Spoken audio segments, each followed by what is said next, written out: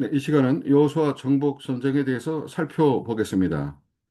BC 1406년 초 모세가 죽은 뒤 여호수아에게 계승되면서 가나안 정복이 시작되었습니다. 하나님은 요단 동편 시딤에 머물던 여호수아에게 명령을 내리시며 모세가 함께했던 것처럼 함께할 것이니 율법을 죄하러 묵상하며 다 지켜 행하라고 말씀하셨고, 여호수아는 즉시 관리들에게 명령하여 진중을 돌며 양식을 준비하게 하고 사흘 안에 요단을 건너 땅을 차지할 것이라고 선포했습니다. 르우벤, 갓, 므낫세 지파에게도 무장하고 앞서 싸우라고 지시했습니다. 백성은 모세에게 순종한 것 같이 따르겠다고 응답했습니다. 여호수아 1장입니다. 여호수아는 시딤에서 두 명의 정탐꾼을 여리고로 보냈습니다. 정탐꾼은 기생 라합의 집에 머물다 여리고 왕에게 발각될 위기에 처했으나 라합은 정탐꾼을 지붕 위에 숨겨주며 이미 떠났다고 말하여 추적자들을 따돌렸습니다.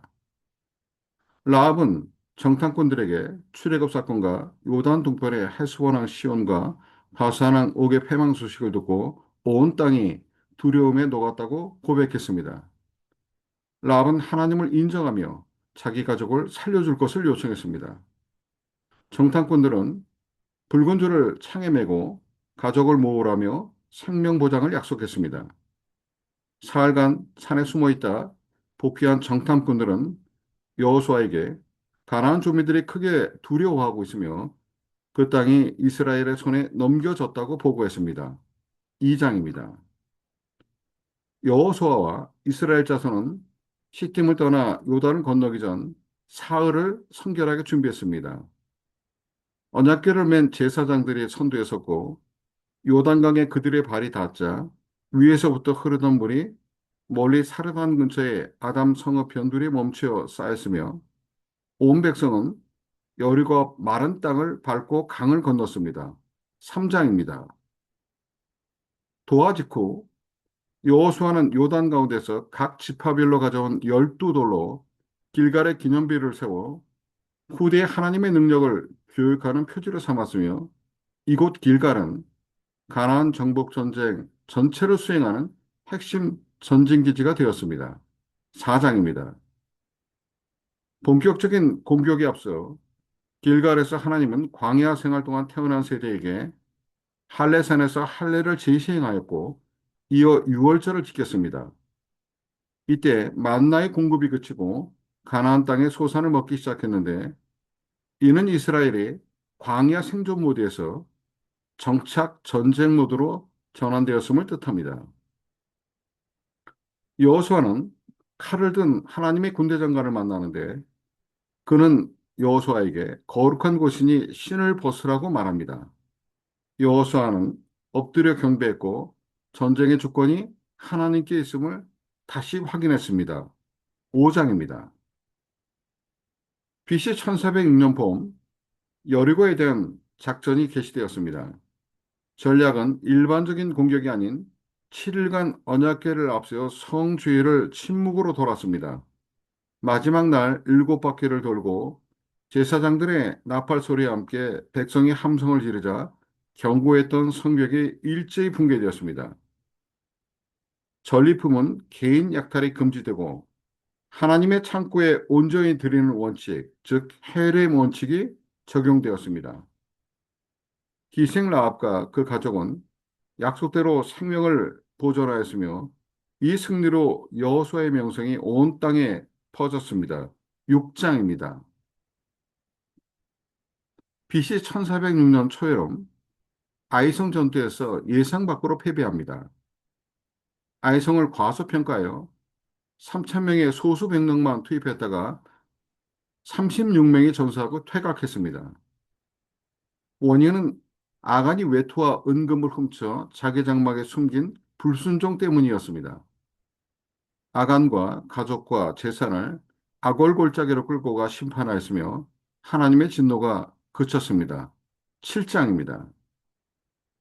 아이성 2차 전투에서는 매복과 유인 전술을 결합한 고도의 군사작전을 펼쳤습니다. 밤에 3만 명의 매복 부대를 성 뒤편 서쪽에 숨기고 본진은 정면에서 패하는 척 후퇴하자 성안의 적들이 성문을 열어둔 채 모두 추격하러 나왔습니다. 이때 여호수아가 단창을 들어 신호를 보내자 매복군이 아이성을 점령하고 불태움으로써 적을 협공하여 1만 2천 명을 전멸시켰습니다.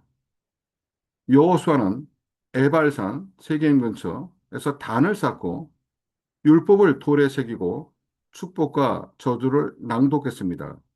8장입니다. 이 무렵 이웃한 기브온 주민들이 낡은 의복과 곰팡이 난 떡으로 먼 나라에서 온 것처럼 위장하여 평화조약을 맺는 사건이 발생했습니다.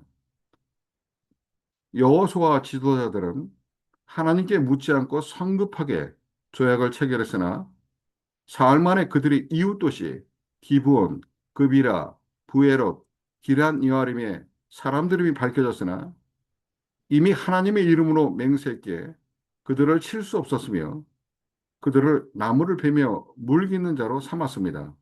9장입니다. 기브온이 배신하자 BC 1406년 여름 예루살렘 왕 아도니스덱을 중심으로 헤브론, 야르못, 라기스, 에글론의 다소당이 연합하여 기브온을 공격하자 여호수아는 길갈에서 밤새 강행군을 하여 기습 공격을 했습니다. 하나님께서 하늘에서 큰 우박을 내려 칼에 죽은 자보다 우박에 죽은 자가 더 많았으며 여호수아의 기도로 태양과 달이 아얄론 골짜기에 멈추는 초자연적인 기적이 일어났습니다. 마케다 동굴에 숨었던 다소당을 처형하고 승세를 몰아 속도전으로 림나, 라기스, 에글론, 헤브론, 드빌 등 남부 지역을 단번에 정복했습니다. 하나님이 함께 하심으로 승리했으며 군대는 베이스캠프 길갈로 귀환했습니다. 10장입니다. BC 1405년에는 하소량 야빈을 중심으로 마도낭 요박, 심노낭, 악사방 등이 연합한 대규모 북부 연합군이 결성되었습니다. 그들은 메론 물가에 진을 치고 전력을 갖췄으나 선제 기습 공격으로 승리했습니다. 여호수아는 그들의 말 뒷발의 힘줄을 끊고 병거를 불태우라는 명령에 철저히 순종했습니다. 여호수아는 시돈과 미스르보 라임까지 추격하여 하소를 불태워 저항 의지를 꺾었습니다. 여호수아는 모세가 하나님께 받은 모든 명령을 하나도 빠뜨리지 않고 행하였으며 이스라엘 전역의 주도권을 장악했습니다. 11장입니다. 자, 12장은 정복한 땅의 범위와 정가를 문서로 확정한 결산의 장으로 요단 동쪽에서 모세가 무너뜨린 왕 2명과 요단 서쪽에서 여호수아가 정복한 왕 31명의 이름이 일일이 기록되어 있습니다. 13장은 여호수아가 고령이 된 시점에 아직 점령하지 못한 남은 지역들을 명시하며 분배를 마친 요단 동쪽, 르우벤, 갓, 므낫세 반지파의 경계를 확정합니다.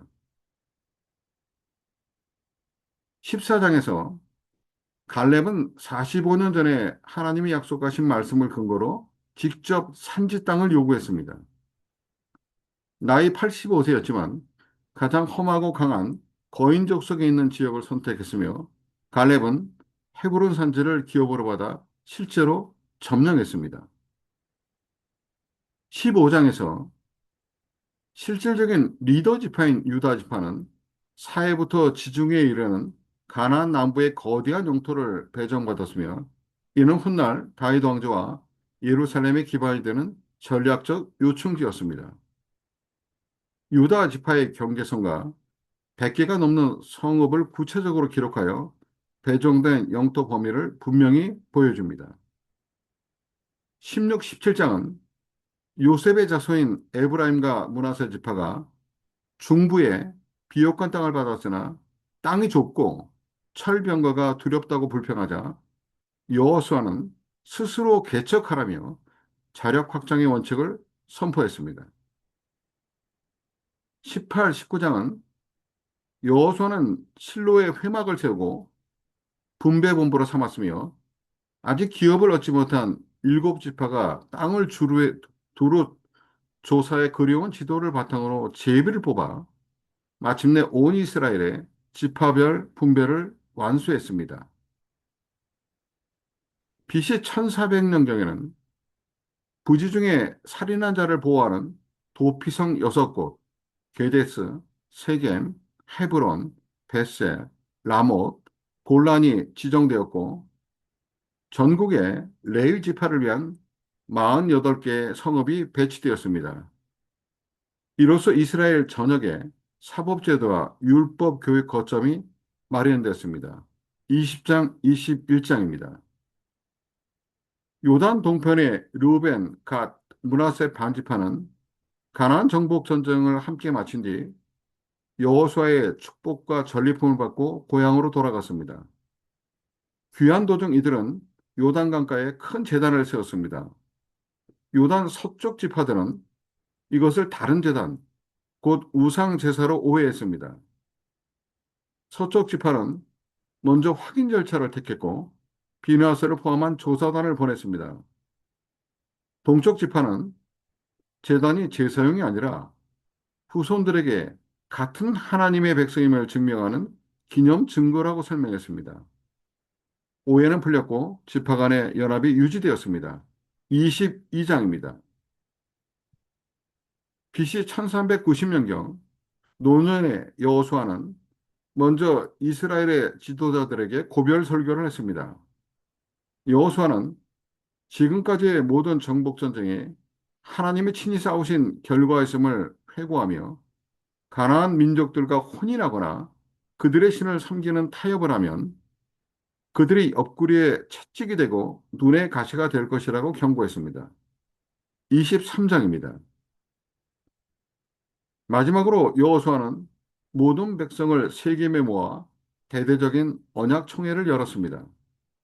여호수아는 데라와 아브라함 때부터 시작된 족장들의 역사와 애굽의 열지양, 홍해 도하, 광야 생활, 아모리 족속과의 전쟁 등 모든 구속사의 흐름을 하나님이 주도하셨음을 요약했습니다.